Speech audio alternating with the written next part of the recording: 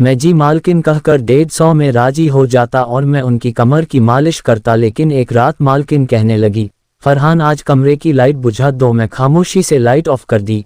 मेरे होश उड़ गए। मालकिन मेरे हाथ बुरी तरह से कांपा रहे थे। मैं जिसे उम्र से गुजर रहा था, ये दौर एक लड़के के लिए बहुत अहम दौर होता है, क्योंकि अपने मुखालिफ जेंट्स की तरफ तवज्जो बढ़ने लगती है। ऐसे में किसी की कमर की मालिश करना मेरे किसी अजमाई से कम नहीं था।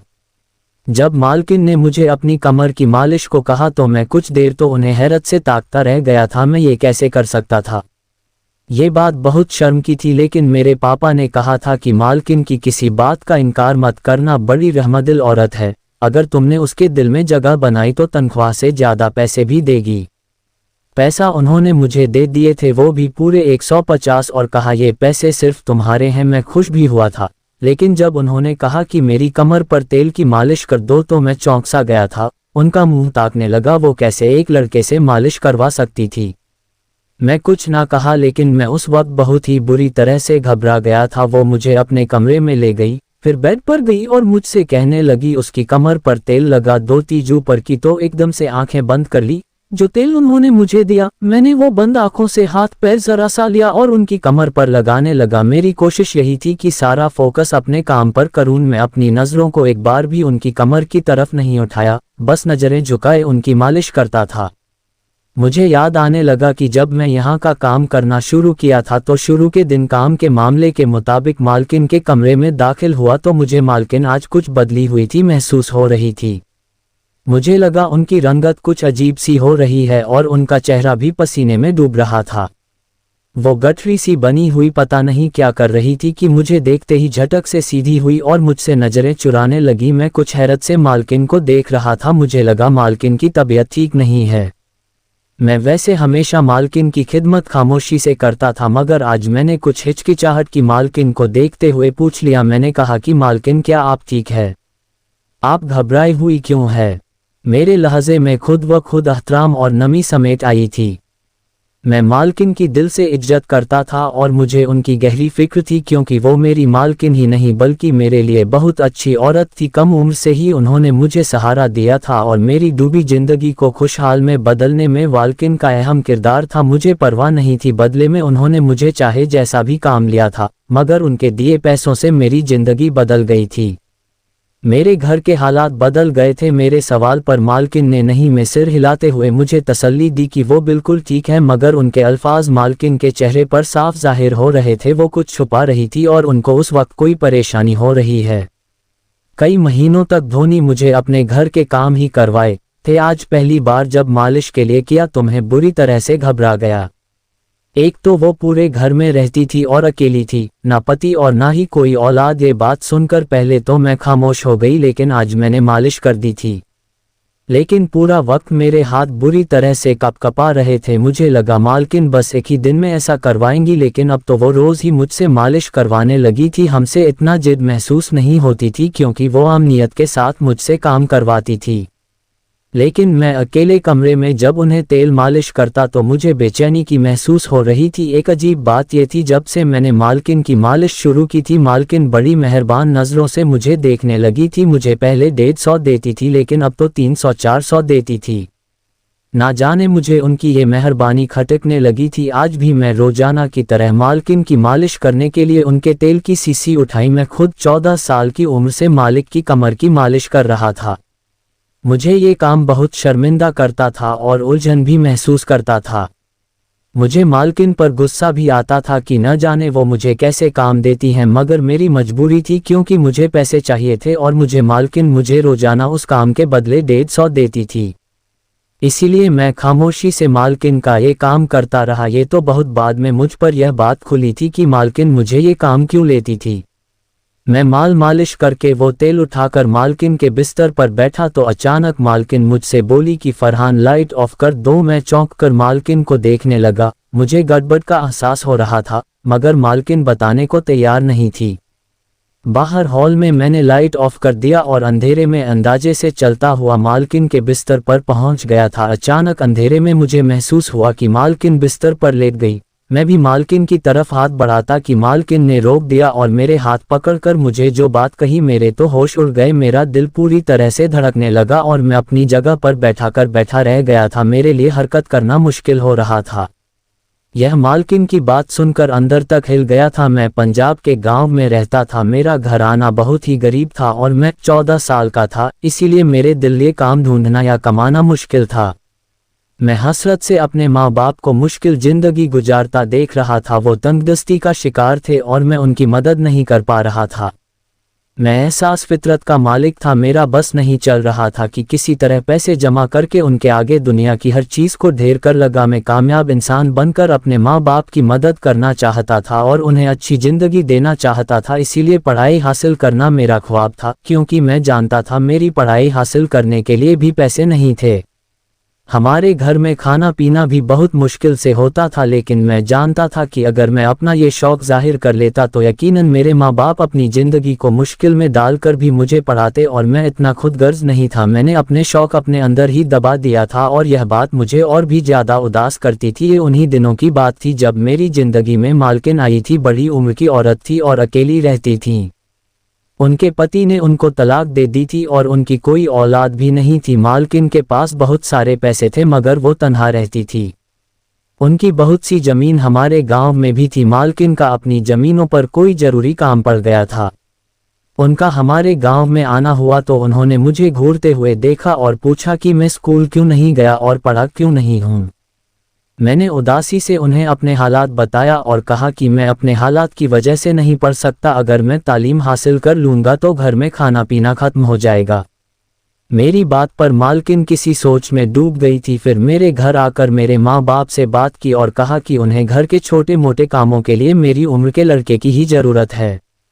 मेरे माँ बाप अभी सो रहे थे कि अपने कम उम्र बेटे को कैसे इतनी सी उम्र में काम पर लगा दें, और शायद वो लोग मेरा सोच रहे थे कि कहीं मैं उन्हें गलत न समझ बैठूं। मगर मैं आगे बढ़कर उसे काम के लिए हामी भर ली और मैं मालकिन से कहा कि मैं उनका हर काम करने को तैयार हूं। मालकिन मेरी बात से खुश हो गई थी। मुझे तब बिल्कुल अंदाजा नहीं था कि मुझे क्या क्या काम करना है। मुझे यही लगा था कि मालकिन अपने खाने के मुताबिक छोटे मोटे घर के काम करवाएगी और मैं तो हर किस्म का काम करने को तैयार था। मैं खुशी खुशी राजी हो जाने पर मेरे माँ बाप भी खामोश हो गए थे। मालकिन ने मेरे माँ बाप को अच्छी खासी कम पकड़ा दी और यकीनन दिलाया था कि हर महीने वक्त पर वो पैसे भेज दिया करेगी ताकि हमारे घर के हालात भी बेहतर हो जाए। और मेरे मन आप खुश हो गए थे। मेरा ख्वाब पूरा हो रहा था, क्योंकि मैं हमेशा से ही अपने माँ बाप के हालात बदलने की वजह बना था। मैंने अपना थोड़ा बहुत सामान बांध लिया और मालकिन मुझे लेकर शहर की तरफ रवाना हो गई। इनका शहर में निहायती बाद घर था। मैंने अपनी जिंदगी में पहली बार ऐसा खूबसूरत घर देखा था। मालकिन ने मुझे एक अलग कमरे में रहने के लिए दिया। वो कमरा बहुत छोटा था मगर बहुत अच्छा सा सेट किया हुआ था।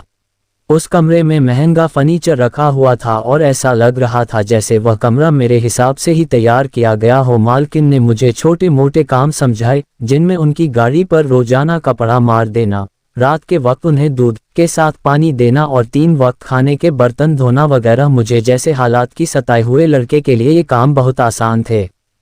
मालकिन के घर खाना बाहर से बना बनाया आता था और मालकिन मुझे भी अपने साथ खाना खिलाती थी और पहले ही रोज़ मुझे अच्छे अच्छे कपड़े जूते भी खरीद कर दिए थे।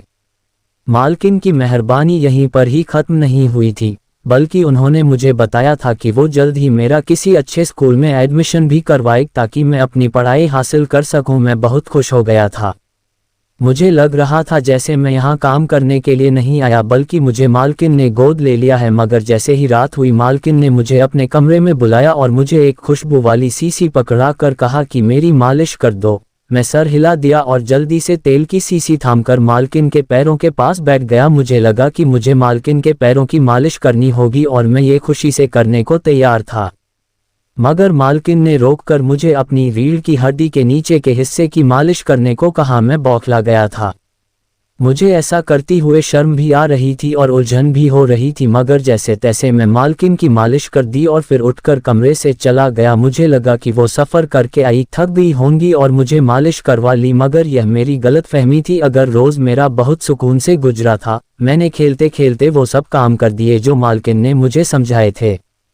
मैं बहुत अकड़ू लड़का था, इसीलिए अपना हर काम फुर्ती से कर लेता था, मगर जैसे ही रात हुई फिर से इसी तरह मालकिन ने मुझे कमरे में बुलाया और मुझे एक तेल की शीशी पकड़ दी। मैं ये सोचकर परेशान हो गया था कि मुझे आज भी मालकिन की मालिश करनी पड़ेगी। पाँव ये टांगों की हद तक तो ठीक थी, मगर मालकिन जहां मुझे मालिश करवाती थी मुझे वो उलझन में डाल रहा था। मैंने आज भी जैसे तैसे मालकिन की और उन्हें देखने लगा। वो सुकून से सोई हुई थी। मुझे समझ नहीं आ रहा है कि आखिर मालकिन को इससे क्या हासिल होता है। मालकिन की हरकत मुझे उनसे बाजार कर रही थी। वो 3 दिन गुजरे कि मालकिन ने मेरा एक अच्छे स्कूल में एडमिशन भी करवा दिया। मैं मालकिन का दीवाना, मगर मालकिन की मालिश करना मुझे बुरा लगता था। मालकिन ने ये सिलसिला बना लिया था और रोज़ ना रोज़ मुझसे मालिश करने के लिए कहती थी। मैं उनके एहसानों तले दबा हुआ था, इसीलिए मना भी नहीं कर पाया था। अब बिना कुछ कहे मालकिन की मालिश करने लगता था। मालकिन ने शायद महसूस कर लिया था कि मैं उनकी मालिश मुंह बनाकर करता हूं, तभी उन्होंने मेरी तनख्वाह के अलावा भी रोजाना बदले में 150 देना शुरू कर दिए थे और मैं पैसों की खातिर खुशी खुशी ये काम भी करने लगा था। ऐसे ही मुझे मालकिन के पास काफ़ी वक्त गुजर गया और अब मैं वहाँ के आदी गया था। मालकिन की ये आदत अच्छी थी कि जैसे ही महीना पूरा होता वो बिन कहे ही पैसे मेरे घर भिजवा देती थी, जिससे मेरे माँ बाप की ज़िंदगी सुकून में आ गई थी। मैं पढ़ाई भी बहुत मेहनत से कर रहा था कि सारी ज़िंदगी मुझे मालकिन की तरह औरतों के घर रहकर उनके काम न करने पड़े। एक रोज़ मामले के मुताबिक मैं मालकिन की मालिश के लिए उनकी कमरे में गया तो मालकिन गार्ड से मुझे देखने लगी। उन्हें मालिश करते हुए हमेशा मेरा चेहरे पर बेचारी छाई रहती थी और मैं मुंह बनाकर उनकी मालिश करता था और यह बात मालकिन भी महसूस करती थी। तभी इस रोग मालकिन मुझे गौर से देख रही थी और फिर बोली कि मैं जानती हूँ तुम्हें मेरा ये काम करना बुरा लगता है, मगर मैं मजबूर हूँ, इसीलिए तुम्हारे मुंह बनाने के बावजूद करवाती हूँ भी तुमसे यह काम। मालकिन का लहजा उदासी में डूबा हुआ था। मैं चौंककर मालकिन को देखने लगा था। मेरी नासमझी पर मालकिन ने मुझे अपनी मजबूरी बताई तो मैं उन्हें देखा ही रह गया और शर्मिंदगी से मेरा बुरा हाल होने लगा।